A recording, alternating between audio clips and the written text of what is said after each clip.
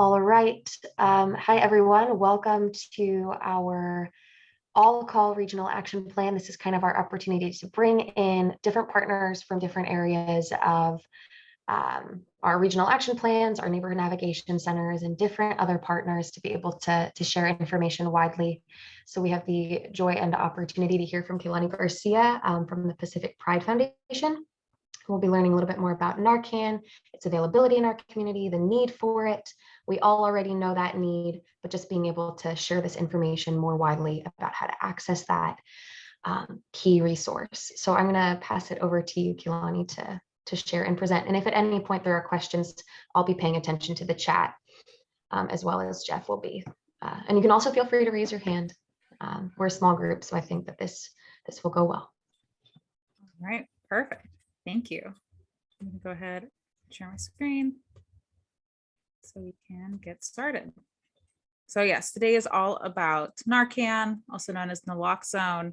We'll also touch a little bit on fentanyl as well, just since it makes sense to incorporate it into this training, since this is really what drives a lot of the need for Narcan in our area and honestly around the nation. So we will touch on it a little bit.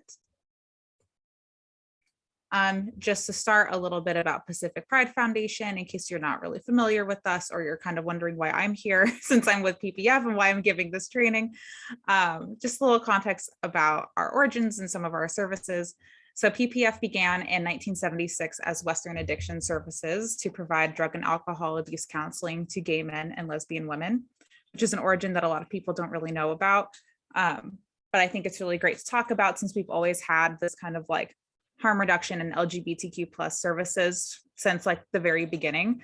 So, you know, we've stayed true to that, like to our origins, to our history, with a lot of our services and with our mission, which is to create a thriving and visible LGBTQ plus community and to prevent the transmission of HIV and AIDS, which really helps us get into the harm reduction scene through services like our syringe exchange program, which has like the dual purpose of reducing HIV, AIDS, and Hep C cases in Santa Barbara County, as well as giving us a natural opportunity to do opioid overdose prevention work through our Narcan distribution, as well as all of our other things that we give out at Syringe Exchange. We also do education, such as this. We have a counseling department. We have LGBTQ plus youth and older adult support as well. And if you're ever wondering about LGBTQ plus youth things, I am in charge of our programs for the youth. So if you ever have questions about that, feel free to email me and I'll include my email at the end of this presentation. So just a little bit about me, so you know who I am. My name is Kehlani, my pronouns are she, her. I am a biracial and bisexual woman. I am originally from Thousand Oaks, like an hour south of here. And I moved up here to go to UCSB, where I graduated in 2017 in sociology and feminist studies, which led me to my work at PPF, where I've been since 2019. Again, I mostly work with the youth, but in my role, you know, the nonprofit world, we wear many hats. So I've also been really lucky to learn a lot about harm reduction, syringe exchange. I'm also one of our HIV test counselors. So, you know, there's a wide berth of work to be done at PPF and outside of work. I like to play video games, like play roller derby, like to play guitar. This is my dog in the picture. You might hear him crying at some point. Like the afternoon is his favorite time to walk directly under my desk and cry. So just a heads up if that happens, he's fine. He's just being dramatic. All right, and before we start, I just like to have some group norms just to set the tone for the presentation. So first is to create a brave and welcoming environment. This can be a difficult topic to talk about. A lot of people have a lot of heated feelings, a lot of passionate feelings around this topic. And that's great to bring to this. But just know that we may not all have the exact same opinion about this, right? Especially in harm reduction, it's such like a hot topic right now. So let's try to like make it welcoming for everybody, try to come in with an open mind to learn and all of that. And if anybody has questions, please feel free to ask. Kind of jumping ahead, questions, comments, Zoom reactions, all of the above are highly encouraged. You can put it in the chat, and I'm sure we'll also have time for some actual Q&A over video if you prefer to speak as well. Next is to recognize their own gaps and biases. So part of why I like to do my about me slide so that you know a little bit about where I'm coming from and know that I also have my own gaps and biases and how I'm coming to this presentation today, right? As do all of you. It's not a negative thing. It's just part of life, right? So while we're talking about this, it's great just to recognize when those are coming up and where we can supplement with a little education, ask some questions, all that good stuff. And lastly is to respect privacy. Sometimes in trainings, people like to share their own personal experiences or things that they've heard while we're talking about these topics. So if that happens, and I'm totally encouraging that, just try to create an environment where this isn't going to be like for the rumor mill tomorrow, right? Like somebody shared this extremely personal story in this Narcan training we had. And here it is, I'm telling the whole town about it. You know, let's respect each other's privacy so that we can have a effective experience today. Okay, so let's get into it. What is naloxone? I have a brief video about it, and then we will debrief after. Let me make sure I'm sharing my sound first. Okay.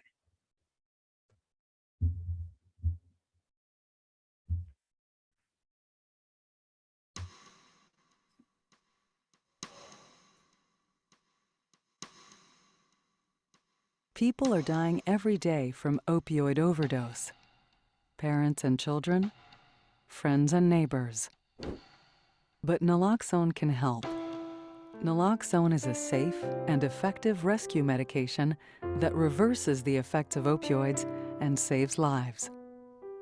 To understand how naloxone can stop and reverse the effects of an opioid overdose, it's helpful to see how opioids work in the body.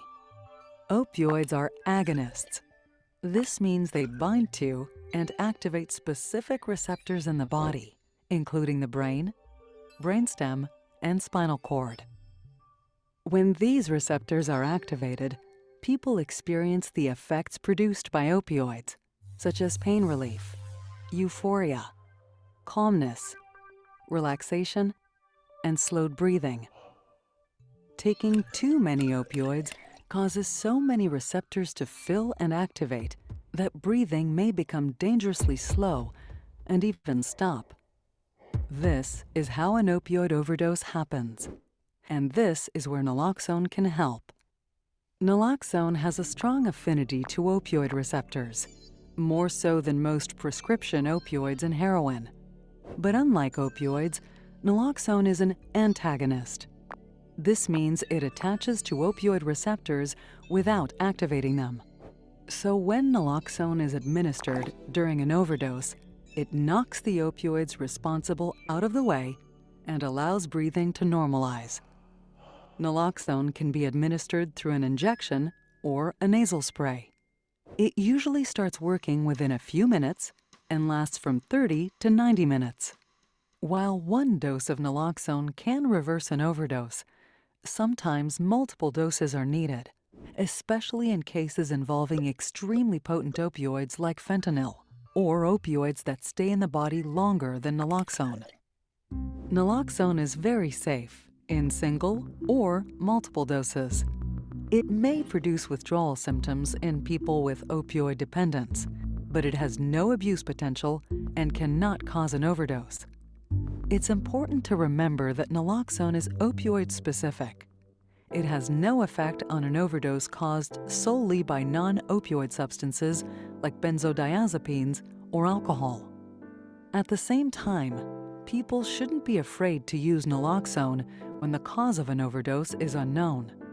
If opioids were not involved in an overdose, it won't cause any harm. If opioids were involved, naloxone can save a life.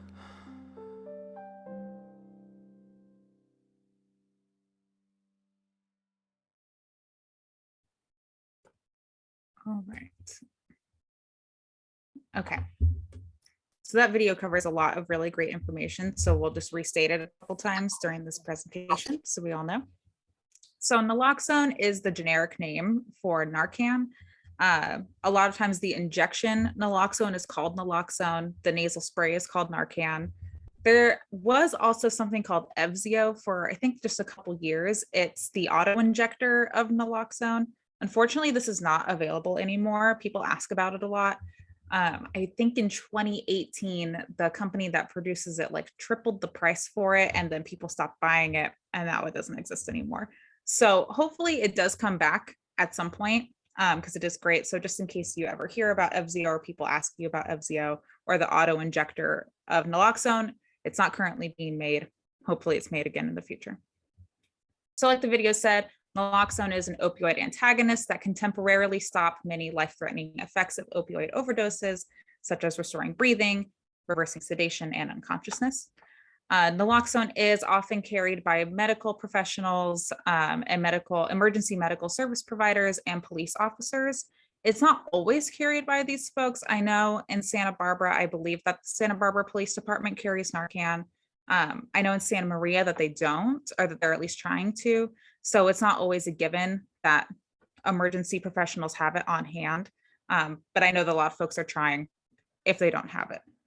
So just something to keep in mind in case like 911 is called in an overdose situation, that it's maybe not a given that someone with Narcan will be the first to arrive on scene. So that's why it's so great to carry it yourself. So again, side effects of Narcan are very rare and are really more associated with withdrawal symptoms, such as body aches, increased heart rate, irritability I've heard is a really big one, agitation, vomiting, diarrhea, convulsions. And again, these are not reactions to Narcan. These are reactions to being thrown into withdrawal immediately, right?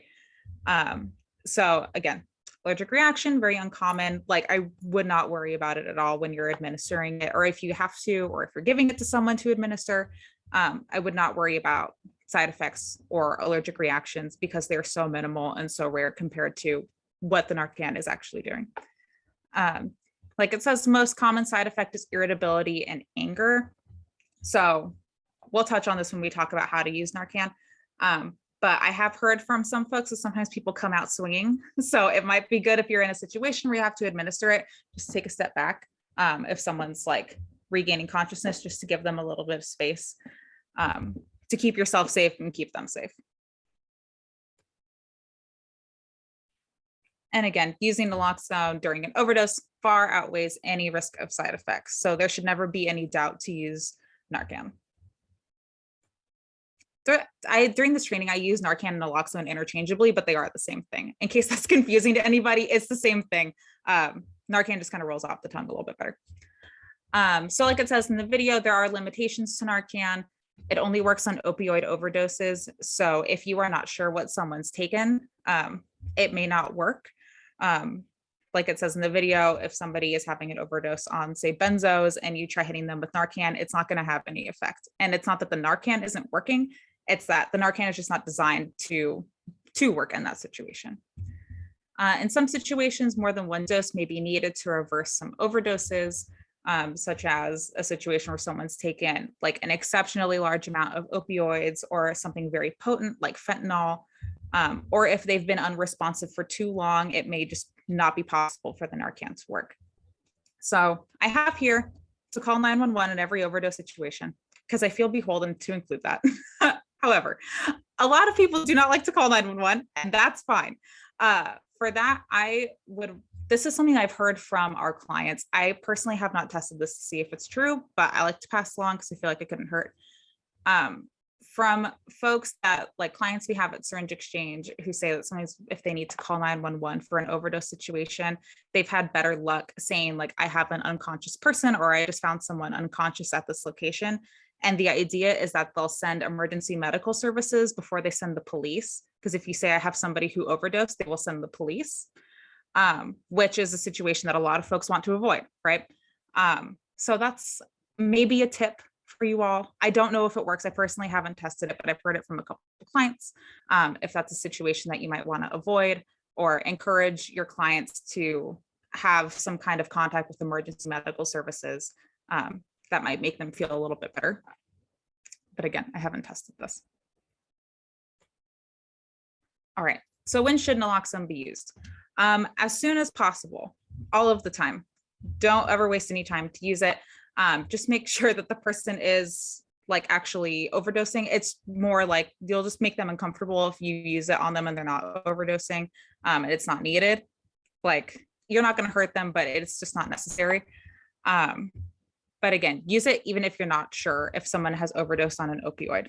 So just try to look for symptoms of an overdose, which are unusual sleepiness. If a person won't wake up, you can't rouse them by yelling them or shaking them, or a sternum rub. If you all don't know what a sternum rub is, it's like when you take your knuckles and like right on someone's sternum, if you rub really hard, it really hurts. So that will wake somebody up if they are losing consciousness. And any other method you might have to try and wake someone up. If it's not working, they might be overdosing. Breathing problems, such as slow and shallow breathing or not breathing at all. The pupils get very small, such as pinpoint pupils is what a good way to remember it. If the skin is turning blue or gray, depending on the person's skin tone, because they are not breathing. So all of these are signs of an overdose. So, okay, how do you use Narcan? We will also watch a video that goes over this, but I think it's great to demonstrate also. So, okay, you check the signs of overdose, call 911, assign someone to call 911, and then you give the Narcan. So this is the nasal Narcan. It comes in a little box. The great thing about this is that you can open up the front panel on the front of the box and it has instructions on how to use it. So, because it can be so hard in an emergency situation to be able to think right, or to be able to think at all. So this is there for you if you're in that situation. And the nasal spray looks just like this. Sorry, the glare. There we go. So it's just a little applicator that goes into the nose. You want to, maybe I should take one of these out sometime. But you want to have it like in your hand and you put it up into the person's nose so that your knuckles are touching the nostril, like get it up in there. And then you do the full dose. Don't try to like push it halfway to try and preserve some. It's not designed to work on a half dose. It's designed to work on the full dose. So give the full dose. If you're worried about conserving Narcan, just get more Narcan. Like, don't worry about it. So push the pump all the way, give the full dose. If you know how to do CPR and this person is needing CPR, go ahead and do that. I would say definitely rescue breaths would be great. I haven't included this because I haven't been able to find the source, but I used to work with somebody at our syringe exchange who had a lot of experience working at a safe injection site in Canada. And he said that the nurses there found that doing rescue breaths immediately with Narcan was like a surefire way for this person to be okay. That rescue breaths were like also very crucial to a person recovering quickly from an overdose. So if you know how to give rescue breaths, highly recommend that you do that. So the hardest part about this, I think, is that you have to wait 2 to 3 minutes for the person to have some kind of reaction because it takes a second. So longest 2 to 3 minutes of your life. But you do have to wait.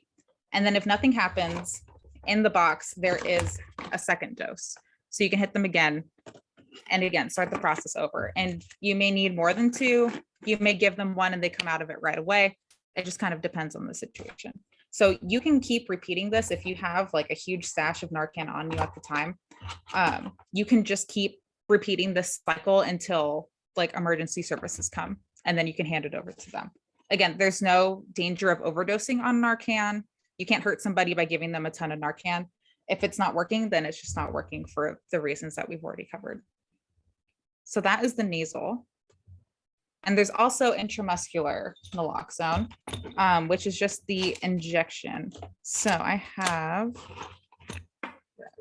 okay. So again, you check for signs of overdose, assign someone to call 911. By the way, there is no needle in this for folks who are like wary of needles. This is just the barrel, so don't worry. So with your needle, you have the vial of naloxone. The vials that we give out are like the exact amount that you need, so you don't need to worry about measuring anything out. So you flip the vial upside down. It has like the little target in the center. You stick the needle up into that, draw the full amount.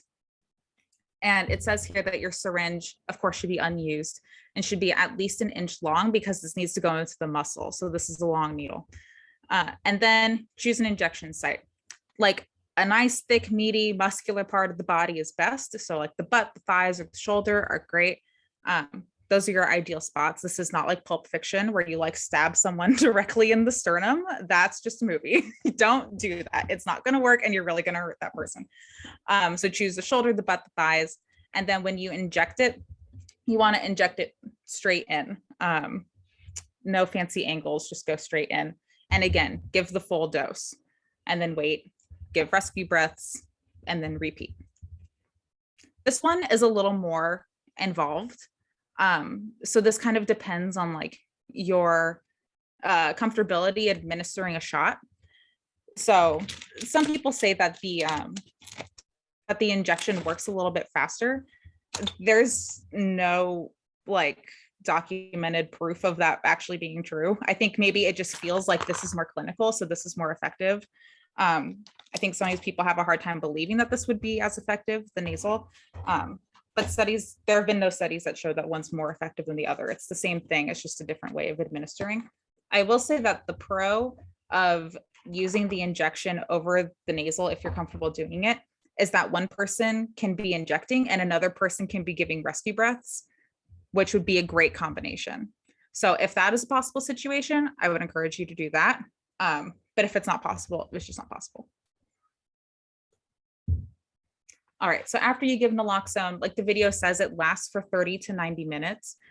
So if no emergency medical services are called, or if they're taking a really long time to get there and they're not there by the time the person wakes up, just stick around with them for that amount of time, because it is possible if someone has taken fentanyl or taken a large amount of opioids that they could slip back into withdrawal after the Narcan starts to wear off. So if you're around and you have more Narcan on hand, then you can be there to keep them conscious, basically.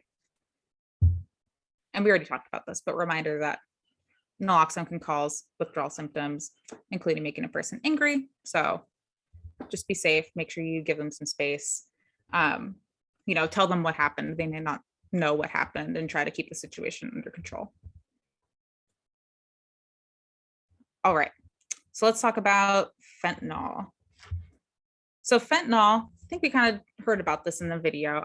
It's pharmaceutical opioid that was initially created for pain management and surgery in cancer treatment patients. Kind of has made its way onto the black market. It is a synthetic opioid that is 80 to 100 times stronger than morphine and 50 times stronger than heroin. So even a very small amount can cause an overdose. And fentanyl's powder form makes it very easy to use directly or to mix into other substances, which is, I think, the way that a lot of clients or folks in the community find themselves interacting with fentanyl, is that it's being cut into the things that they're using. And I don't know if we've all heard about this, but you can read stories about how people at like a music festival were found overdosed on fentanyl and they thought that they just like took Molly. But it was not just Molly, right? It was like mixed with a bunch of other things.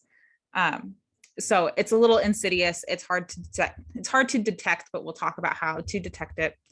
And again, if you've read about fentanyl in the news, these stories always kind of crack me up about, if fentanyl is found in like a school and they send in people in like hazmat suits, and it's like police officers being like, I touched the fentanyl and I lost consciousness because I overdosed. It's not possible. Like, there's no need to be in the hazmat suit. You could touch it with your bare hands. I don't know why you would, but like you could and you would be fine. You would need to like consume it, right? It would need to get into your body, get into your bloodstream for it to have an effect on you. So any story that's like, someone's in a hazmat suit, or people are like, I was in the room with it and I got dizzy. And it's like, no, you were having a panic attack. It's not the fentanyl. Like, you got scared and that's fine. It's a scary thing.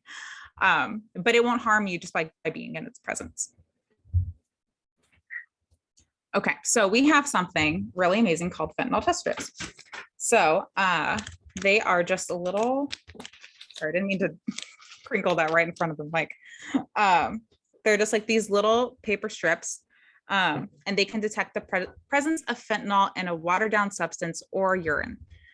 So these are really great to use for folks who are using, who want to test their stuff before they use so that they can adjust accordingly.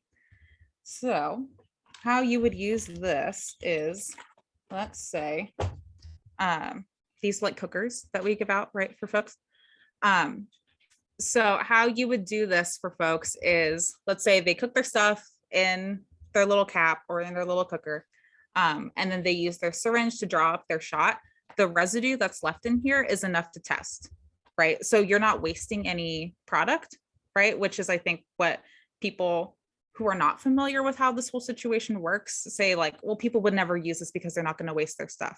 You're right that people would not want to waste their stuff, but this doesn't waste it. You're testing the residue, right? So you have the residue left over in the cooker or the spoon or the bottle cap or whatever you're using. And you can put a little bit of water in here if it's not watery enough. And then on the strip, there's like little wavy lines, if you can see them. That's where the water goes. It's very intuitive. And you just dip it in here for 15 seconds, and then your results will appear in the little clear area right here. And it'll tell you if fentanyl is there or if it is not. Unfortunately, a drawback of this is that there's no way to know like how much fentanyl is in it. And these tests are really, really sensitive. So it could be the case that, like, if let's say I'm reusing this cooker and maybe I had a different batch of, say, heroin, and I tested my batch in this from like a month ago. And that batch did have fentanyl in it. And then I never replaced this and I never bleached it out. Then it's possible that there could still be a trace amount of fentanyl left in here that would show up on a test, even if my new batch did not have fentanyl in it. So it's very, very sensitive. But I don't really see that as a drawback because you can still be aware, right? Like, it's better to be safe than sorry. So that is a great tool to have in your toolkit to give out to folks. I think we have a video that goes a little bit more into this as well.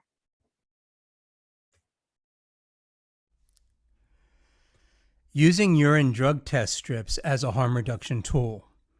What's in your cooker? Accidental overdose is the #1 killer in people under 50 in the United States. More than 64,000 people died in 2016 as a result of an overdose. That's more than all the people who died in the Vietnam War. What has changed is that a drug called fentanyl is getting mixed into the street drug supply. Fentanyl is 50 to 100 times more powerful than morphine, and a little too much can be fatal. So how can you protect yourself? First off, use the buddy system. Get high with a friend and take turns so that if one of you ODs, the other can help. Carry Narcan, also known as Naloxone, the drug that reverses opiate overdose. Despite what some fake news reports have said, there isn't Narcan-resistant fentanyl. Narcan is an opiate blocker, and fentanyl is a synthetic opiate. Period. End of story. How can I find out if fentanyl is in my drugs, you ask? Did you know that you can use urine test strips to see what's in your drugs? It's quite simple, and no, you don't have to pee on them. Let's say you had some drugs you were going to inject. Prepare your shot as usual, making sure to use a sterile, never-before-used cooker as well as a sterile syringe. Draw your shot up into the new syringe and set it aside. Now, add a little water back into the cooker. You're going to test the residue. Open a test strip and be sure to hold it by the top. Dip it into the cooker and keep it there for about 15 seconds. Afterwards, lay it across the top of the cooker and wait for the results to appear. They happen pretty fast, usually in less than 30 seconds. On to the results. One line is positive for fentanyl and 2 lines are negative. The drawback is, unfortunately, they don't tell you the percentage of fentanyl present, but knowing is half the battle. Why is it important to know? Because an educated consumer is an empowered consumer, and you can make an informed decision. If it tests positive, you have options. 1, you can shoot half back into another sterile syringe, which may not only be life-saving, but also cost-effective. Or 2, you may even choose not to do it. Or 3, some other option you may come up with that we didn't come up with here. Remember to go slow, because once it's in you, you can't take it out. But you can always do a little more later. If you're not an injector but sniff your drugs, you can empty the contents of your baggie and add a little water to the empty bag and test the residue that way. If pills are your thing, you'll want to crush and mix them first. Fentanyl does something called chocolate chipping. When pressed into a pill, it tends to bind to itself, so you'll want to mix them first to get the best results. After testing, you can snort it, shoot it, or mix it into a beverage and drink it. A negative test doesn't mean that there isn't fentanyl in your drugs. There may be one of the analogs that the strips don't test for. Here's what we know so far. We know that superior quality test strips work for butyryl fentanyl, acetyl fentanyl, furanol fentanyl, oxyfentanyl, sulfentanyl, carfentanil, the elephant tranquilizer, 3-methylfentanyl, p-fluorylfentanyl, valerylfentanyl, and remifentanil. So once again, go slow, because once it's in you, you can't take it out. And did you know there are also test strips for different drugs, so you can see if what you got is actually what you paid for? Stay safe and know what's in your cooker. Written and directed by Van Asher, St. Anne's Corner of Harm Reduction. Artwork and animation. Okay. There's so much I love about that video. One, I really love the modeling of like destigmatizing language in that video, right? That it's like very even, like, hey, if this is what you're gonna do, then this is how you want to do it, right? Zero judgment, which is so great. So you could, like, you know, take the language from this video and use it to talk to folks if this is a topic that you're going to be talking about. No, we already watched you. Okay. So to wrap it up, these are just some final points about distributing naloxone. So community-based naloxone distribution programs are widely supported by medical associations. You can look it up and find a million different medical associations that have approved it. So, you know, I feel like there's kind of like a fake controversy around like harm reduction supplies and like carrying naloxone, like across the board. It is a good thing to have on. Like, there's just no downside to carrying naloxone. Evidence shows that naloxone does not promote increases in drug use, which is a really common argument I've heard from people. Like, well, if you're giving people the key to not overdose, then who's to say that they won't just like do so many drugs that they overdose every time, knowing that they won't die? That like thought process does not actually happen for folks. People are not putting themselves in that kind of situation. If anything, the people having access to naloxone, usually through some kind of harm reduction service, like a syringe exchange program, actually has a higher correlation with less drug use over time and other positive health effects. So like that argument is just not true. It doesn't hold water.